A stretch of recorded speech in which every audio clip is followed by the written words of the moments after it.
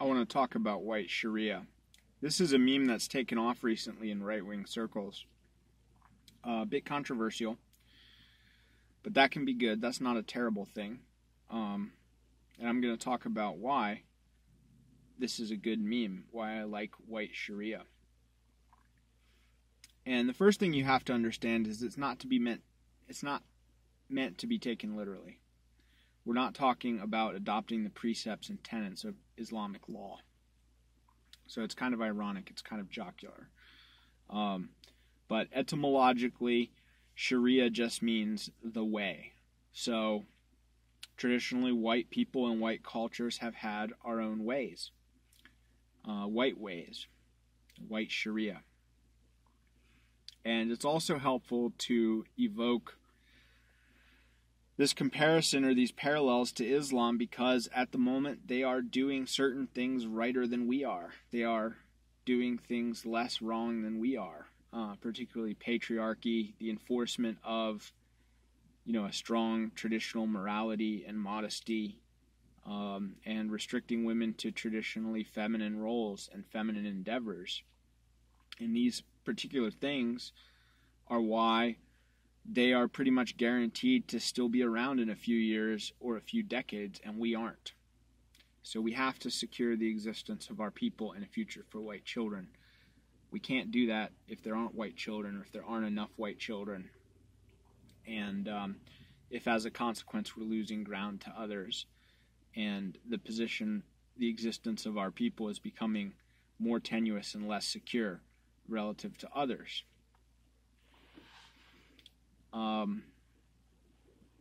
So, I've talked about voting and including women in the political process, and that's a terrible idea because women don't participate in the production of organized violence, and politics is the application of organized violence, or it's a substitute for the application of organized violence.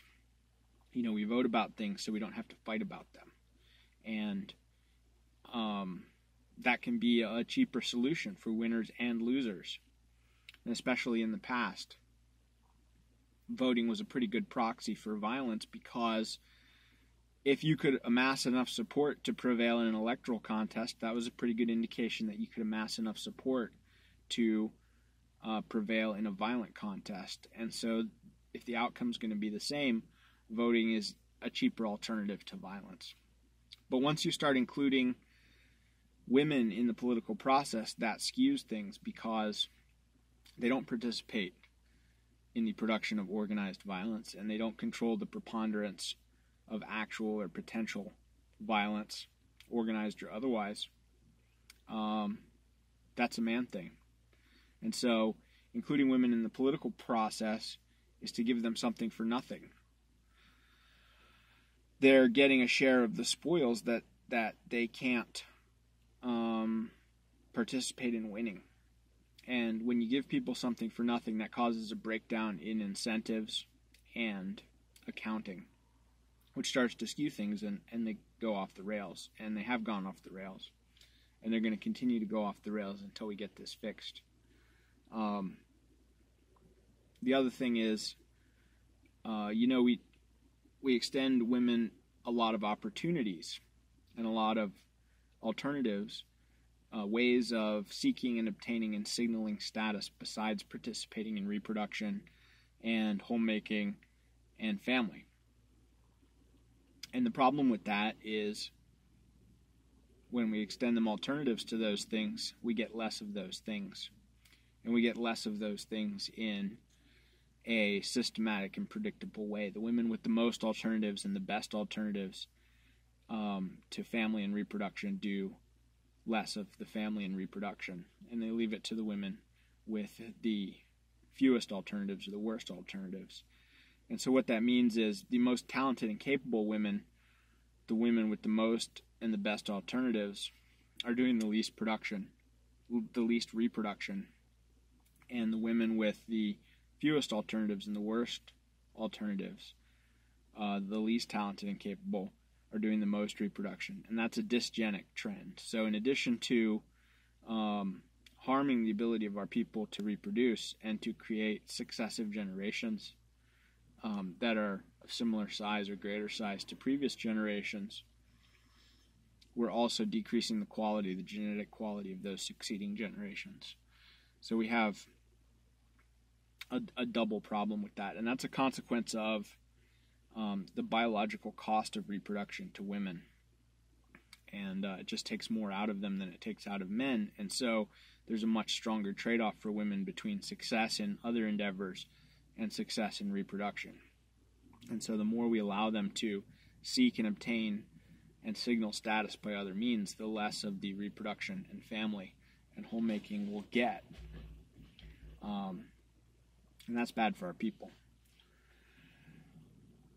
The argument has been made that Western civilization is more productive than Islamic because we don't exclude half of our people from the productive workforce. But that's a very oversimplified argument. There are a lot of reasons why Western civilization is more productive. And if you double the workforce, you're not going to double production. That's a consequence of the diminishing marginal productivity of labor. So from a given capital structure or accumulation of capital, there's only so much more production you can get by adding more labor. If you double the supply of labor, you're not going to double the total production. You're going to greatly less than double it. What you are going to get is more competition for jobs, and that's going to decrease wages and salaries and compensation, so that you end up with the two-income household of today, which is barely making any more than the one-income household of old, but you're pushing production out of the domestic sphere where it's not taxable into the markets where it is taxable. And so what you end up with lower wages, higher taxes, and higher returns on capital. So the taxing authorities benefiting from that. The capitalists and employers are benefiting from the lower wages. They're earning higher returns. But it's not clear that on net most people are better off. They're spending a lot more hours in the workplace, and they're only taking home a little bit more. So the benefits are dubious. We're paying huge costs in terms of family and reproduction. And frankly, it just doesn't seem worthwhile. There are other points. If men have to lead the nation, and I think we've established at this point that that's best. How can we expect men to lead the nation if they can't lead their own homes? And so you have, in addition to patriarchy on a systemic level, domestic patriarchy is a necessity, or seems to be a practical necessity, because to share power is in equal measure to submit to it, or to share authority is in equal measure to submit to it. If you're not exercising authority, if you're refraining from the exercise of authority, you're conceding it to others. And, basically you're allowing them to block your exercise of authority, which is a concession of authority to them. So, to the extent that patriarchy is better than matriarchy, and that's a whole nother topic for a whole nother video, also patriarchy is better than equality, because to share authority is in equal measure to submit to it. And, giving women that authority when they can't win it for themselves, and historically, empirically, men can rule. So, women don't have the ability to win that authority for themselves. Giving it to them, something for nothing, again, produces a breakdown in accounting and incentives. The other component is a traditional sexual morality and modesty. And this is important because, especially for women, the number of premarital sexual partners they have, the more they have, that diminishes their prospects of achieving a stable marriage, or increases the chances of their marriage dissolving in divorce.